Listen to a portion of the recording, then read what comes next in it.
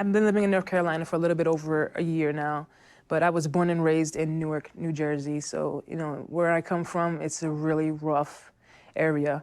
And, my sexual preference, led me to have issues with my household, which led me to be put out at the age of 17. So I've been on my own since I was 17 years old. Obviously, I've worked 2-3 jobs my entire life. I've had custody of my sister's children. Five children as well. And, I've done a lot of things. I've worked in the medical field. I've worked in hospitals. I've saved children. I've saved lives. I've done a lot of things. And I think that these things that I've done is the reason that I have the resilience that I have today. Yeah. So I acquired a lot of skills over my lifetime, and I try to use those skills to be positive instead of focusing on my negative situation, because, anybody can just drown in their sorrows. That's right. It's so easy today in this world with the economy and the price things, how everything is so expensive, to drown yourself and really be just lost in that. So, you have to use those skills that you have and try to make it to be positive. The word homeless alone, when you start off and you say that, people automatically look at you different and they refuse to help you, believe it or not. So, that was a very tough barrier. And, just trying to, get hot meals, trying to keep gas in your car so that, if it's 100 degrees outside, you have AC in the car. Or if it's, 30 degrees or 25 degrees outside, at least have some heat in the car. There were endless barriers, endless obstacles that I had to undergo to obtain what I had. Another thing is just, being hungry, not having the means to buy a hot meal. Because even when they give you food stamps, you can go into the store, you'll get some fruit, you get some stuff, but nothing's hot.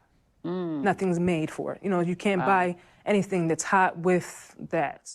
Because I think sometimes one of the barriers is courage that it takes to reach out and seek services.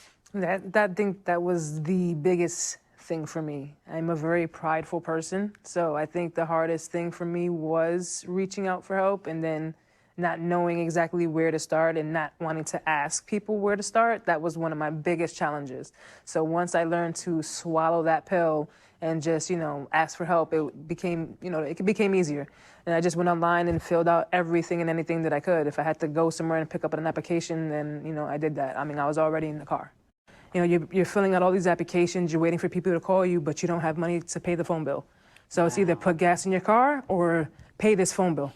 So it was many times that I, froze, or I was just, scorching hot, and it was just like, I wish I could have just slept on the street, like actual concrete street, because it was just too, hot for me in the car, or if it was too cold, and it's like, okay, well, I didn't have money to, put gas in the car. I did meet people, I had friends, people who, wanted to extend a helping hand, but just couldn't.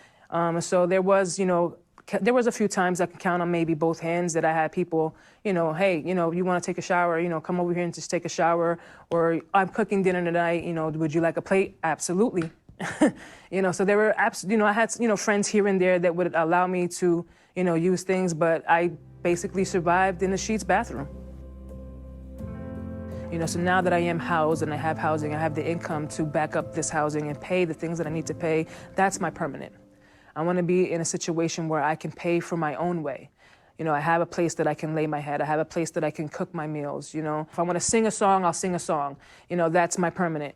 And I think that's everybody's kind of dream, is to have your own place, have your own space. But, when you're home, you're home. There's nothing like being home. So to me, finding your permanent, that means, finding a place where you're comfortable, where you can be you, where you can grow, and it's security. Like I always tell everybody, so long as you find your house and you pay your rent, everything else will follow. Everything else will follow. But you need a home. You need a permanent. You need a home, a place to lay your head. And that to me is your permanent. So don't focus on the struggling. Don't focus on how hard it is and, oh, I'm hungry or I'm cold. It's temporary. You're hungry, you're cold now. Tomorrow's another day. It will get better.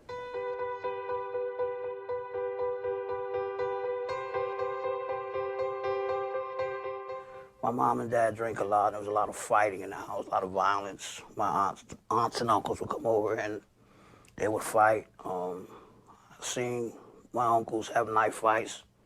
I seen through the window, out of my bedroom window, my uncle jumped on his uncle and watched him in the car stab him up. And then I was like 5 years old watching that. I watched my dad beat my mom like many, many times, and I couldn't help her. You know, by the time I was a freshman in high school, I was alcoholic. I was drinking every day, all day. I did have mental health issues for the things that I've been through. I was diagnosed with bipolar, antisocial behavior, alcoholic dependence. It's an old saying, I take a drink, then the drink takes a drink, then the drink takes me. That's how it goes. That's how, it's like an alter ego with me when I was drinking. Certain things I say I wouldn't do, at the end of the night, I'm in jail not knowing how I got there. Well, I'm just being 100% honest. I get out there, and when I can't take it no more, I go to the hospital and can't sleep in the hospital. So I say, okay, let me go to psychiatric unit, and I just did the whole gambit of all hospitals and the tri area. Yeah. I know all the hospitals well, so just going in there and sitting around until they say you gotta go, or just going in the back, and you don't know what it's like to get up.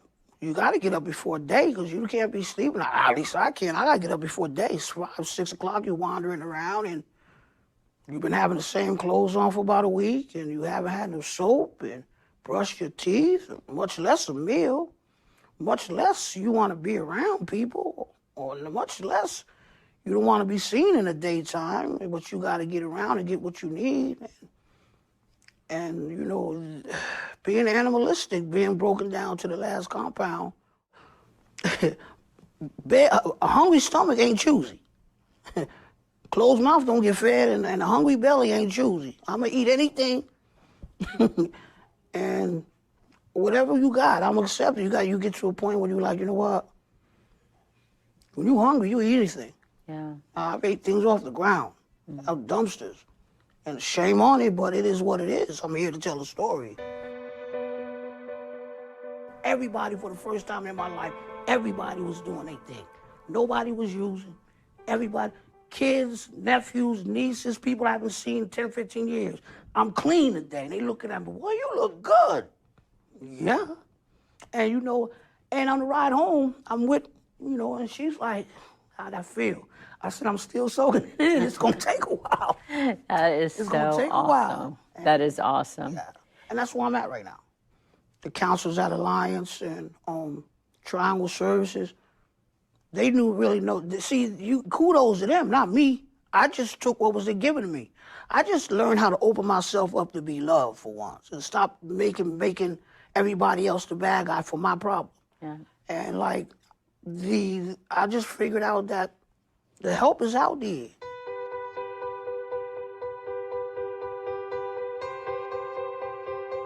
Yeah, they just don't realize what they got. They need to keep it, and they need to work for it to keep if they have to. And when they see people like us, don't down us because we're out here and homeless, because they don't know why we're out here. It's out here because his mom passed away, and then where I was living at, that ended, and I had to leave and had nowhere to go because my mom was passed, my dad was passed, my brother, he's alcoholic, so he's no around. My sister's passed. My oldest sister, she's really no good either. So I have to make it on my own, and that's what I've been taught to do by my father, to make it the best you can. And that's what we try to do, just do the best we can. I probably wouldn't even be out there if it weren't for my dad. Yeah, because he... So I just hard floors Yeah. all my life. You know, I was good too. I made good money, and now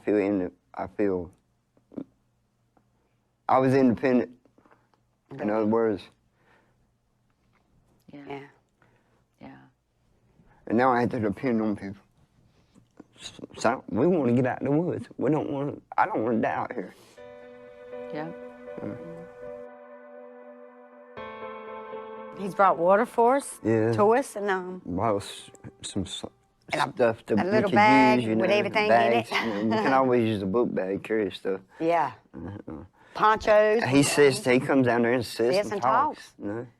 And he's helping you get housing. Yes. Yeah, he's helping us get housing, you know, and it's supposed to be on phase 2, whatever that means. I don't even know how many phases it is, but it sounds good so Yeah. far. It's more, he's done more than anybody has Yeah. so And far out there. It felt good to hear somebody that wanted to help, that wasn't criticizing us for being there and not trying harder, because we try the hardest as we can, but there's someone there that was willing to help us no matter what we was doing and what situation we were in and why we were there. He didn't care about any of that. He was just trying to help us do better, to help us get out of the woods, and that's what I seen in him, and that's why I like him so much. People don't believe it, but I make meatloaf out in the woods. I don't have an oven, but I can fix a meatloaf. Wow, what else? I mean, resiliency is like Yeah. the theme, really. So what else? just- Tell me the other things you like to cook out in the woods. I fix pot roast and potatoes and carrots. Yes, ma'am. Spaghetti. I fix omelets like we had this morning. Over easy eggs. Sunny side up eggs, grits. I mean, beans. I love beans too. He'll tell you that. I fix a pot of beans. Chicken pastry. I make homemade chicken pastry out there. Wow. I mean, it's nothing you don't set your mind to that you can't do. If you set your mind to it, you can get it done. Wow.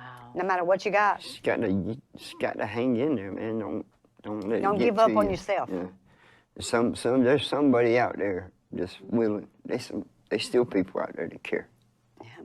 We care. We care we're about glad y'all you. do. You matter. Well, you all matter. You matter greatly. And we was glad to hear you wanting us to come and do this so others can hear That's what we're right. going through and what they can do too to help themselves. That's right. Don't be afraid to ask. If Yeah. you don't know how to do something, don't be afraid to ask. And if you need help, don't be afraid to ask.